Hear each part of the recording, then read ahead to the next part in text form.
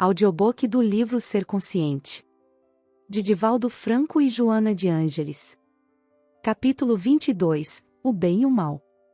Questão de alta complexidade para a criatura humana, o dualismo do bem e do mal encontra-se íncito na sua psicologia interior, confundindo-a e perturbando-lhe, não raro, o discernimento. Com características metafísicas, na sua formulação abstrata, essa dualidade concretiza-se nos atos do ser, gerando fenômenos relevantes de consciência, que contribuem para o equilíbrio ou a desordem psíquica, de acordo com as suas respectivas manifestações. Em todos os períodos da cultura ancestral encontramos o esforço da religião e do pensamento tentando estabelecer os paradigmas em que se apoiam um e outro, para melhor explicá-los. Ontem, era uma abstração meramente filosófica ou religiosa, passando, mais tarde, a fazer parte da ética, no capítulo da moral, avançando historicamente até interessar à sociologia, ao comportamentalismo, à psicologia. O Código de Hammurabi, inscrito em uma estela de diorito, já definia as ações louváveis e as reprocháveis, simbolizando o bem e o mal, com as respectivas consequências legais no comportamento humano em relação à criatura em si mesma, à sociedade e ao seu próximo. Entre medos e persas, o livro sagrado Zendavesta separava a mesma dualidade nas personificações de Hormuzd, ou representação do bem, e Ahriman, ou personificação do mal, em cuja luta o último seria submetido e por consequência eliminado. A Bíblia, por sua vez, representa o bem nas deidades angélicas e o mal, nas demoníacas, ambas, no entanto, sob o controle de Deus, contra quem se rebelara Lúcifer que, expulso do paraíso, tornou-se-lhe o adversário temerário. A metafísica tradicional, analisando a criação, estabeleceu os dois princípios, do bem e do mal, que se vinculam ao conciliador, no vértice superior do simbólico triângulo isósceles. Logo depois, a interpretação chinesa apresentou-os nas duas admiráveis forças cósmicas, o Yang, masculino, positivo, seco, bom, e o Yin, feminino, úmido, negativo, frio, que se conciliam sob o comando da suprema perfeição ao confundirem-se, gerando harmonia. Inspirada no hinduísmo, a trilogia da criação apresenta Brahma como plenipotente, o princípio supremo, e as duas forças antagônicas, Vishu, o conservador, ou princípio construtor e Shiva, o destruidor, ou princípio aniquilador dos seres, em perene luta até a supremacia do edificador. Das concepções pretéritas à realidade presente, filosoficamente o bem é tudo quanto fomenta a beleza, o ético, a vida, consoante a moral, e o mal vem a ser aquilo que se opõe ao edificante, ao harmônico, ao bem.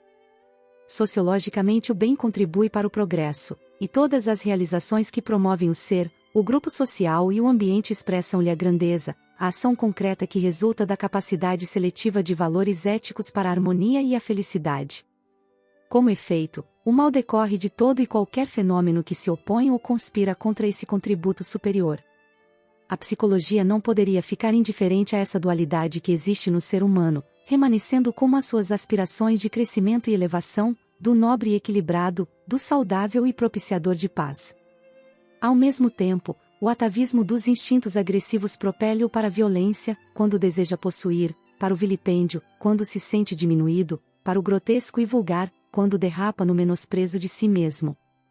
Desenvolvendo, no entanto, a consciência que sai do torpor de nível de sono sem sonhos, imediatamente começa a perceber os valores que compensam e os que conflitam o comportamento psicológico, impulsionando-o, embora lentamente, para a adoção de conduta mental e física, idealista e comportamental do bem, tornando-se instrumento útil no grupo social, que se promove e eleva ao estágio superior, permitindo-lhe aspirar sempre a mais e melhor. Esse discernimento, que resulta da consciência em libertação dos condicionamentos escravizadores, amplia a capacidade para identificar o bem e o mal, predispondo-o à eleição do primeiro em detrimento do outro.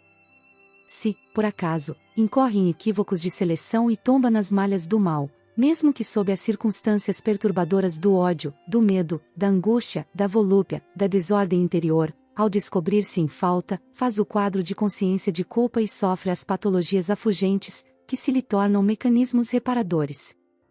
Afirma-se, porém, que a linha divisória entre o bem e o mal é tão fluida e oscilante que, não raro, o bem de hoje torna-se o mal de amanhã e vice-versa, numa dialética sofista, que se poderia considerar anárquica. Certamente, muitos códigos e leis, de acordo com as conveniências de grupos e castas, de partidos e raças, de religiões e credos, por questões imediatistas, tentam tornar legais comportamentos que não são morais e, reciprocamente, justificando-se atitudes vulgares e tentando liberar-se comportamentos alienados, condutas extravagantes e arbitrárias. O Decálogo mosaico, no entanto, sintetiza os códigos moral e legal, portanto, o que é bem e o que é mal, havendo facultado a Jesus afirmar, em grandiosa proposta, toda a complexidade desse fenômeno dual, não fazer a outrem o que não deseja que ele lhe faça. Porque ainda injustos os homens, as leis que elaboram possuem os seus parcialismos, defecções, devendo ser respeitadas, sem que a algumas delas se atribuam reais valores morais, significativos e definidores do bem e do mal.